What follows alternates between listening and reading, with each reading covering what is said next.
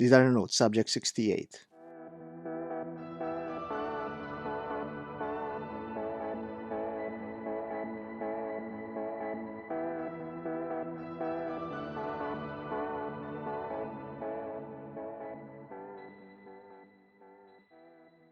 The most popular watch topic last week is the release of the new Zenith Chronomaster Sport with a caliber 3600. Many have given their opinion about it, ranging from Zenith doing something that stands on its own, to it being a homage, down to the outright copying of the Rolex Daytona. But did you know that there's actually a case study that could explain why there is such a wide gamut of perceptions about this new El Primero?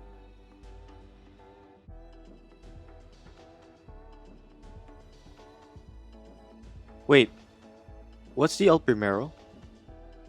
Let's begin with that then. Like, comment, and subscribe for content you'd like to see next. Follow us on Instagram at Design Atelier Aruba for behind the scenes content. Email us at designatelierviewer@gmail.com. Zenith's El Primero automatic chronograph caliber, unveiled to the world just over 50 years ago in 1969, is regarded as one of the world's best and most accurate movements. It's not uncommon for a watch to become a classic, but it's much less common for a watch movement to gain fame and, after more than 50 years, achieve legendary status.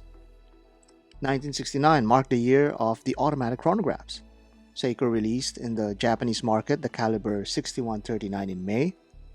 The Chronomatic group, comprised of Hamilton, Heuer, Buren, and Breitling, announced a micro-rotor caliber in March, but it was Zenith and Movado that showed off the first working prototype of an automatic chronograph in January of 1969.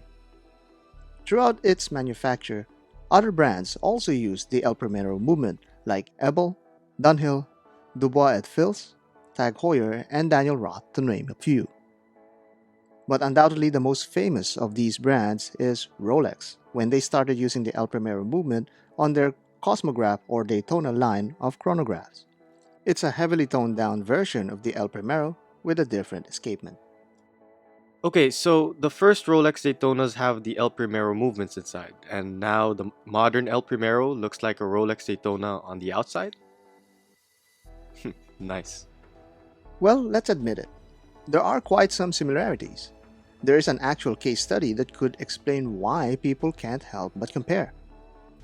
According to the distinctive shapes benefit short-term memory for color associations, but not for color, by Jean-Francois Delvin and Kevin Dent, shapes play a key role in our recognitive ability.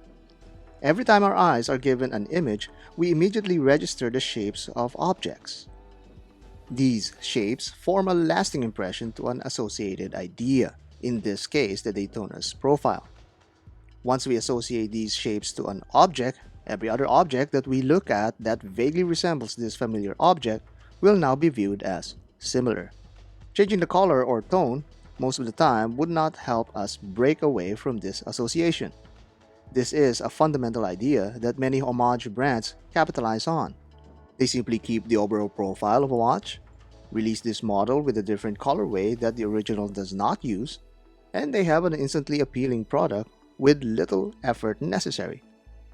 This is a source of many criticism when a brand such as Zenith, who has the capability to showcase effort, employs the same design practices.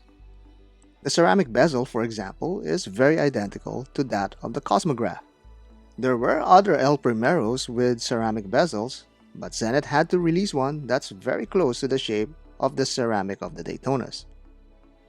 The dial's negative space is also identical at first glance to the Rolex chronograph.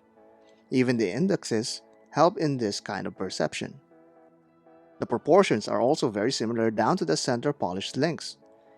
This silhouette is of course not a perfect copy, but is enough to be considered similar.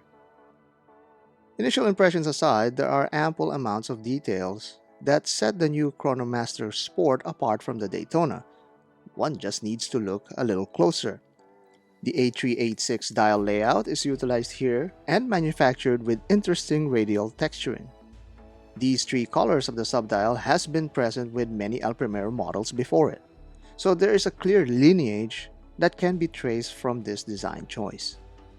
There's a slight overlap on these subdials that is also a callback to the A386 from 1969. Also featured is the date window that somewhat blends in with the minute and second track.